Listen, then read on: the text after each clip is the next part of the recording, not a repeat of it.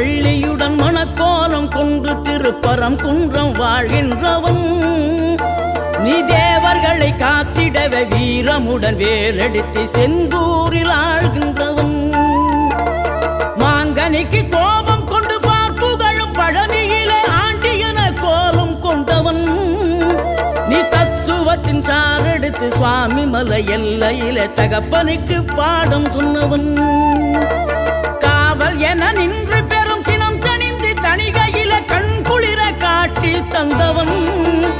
நீ பாங்குடனே கருள் தரவே பழமுதிரும் சோலையில பரஞ்சோதியாய் நின்றவன் பரஞ்சோதியாய் நின்றவன்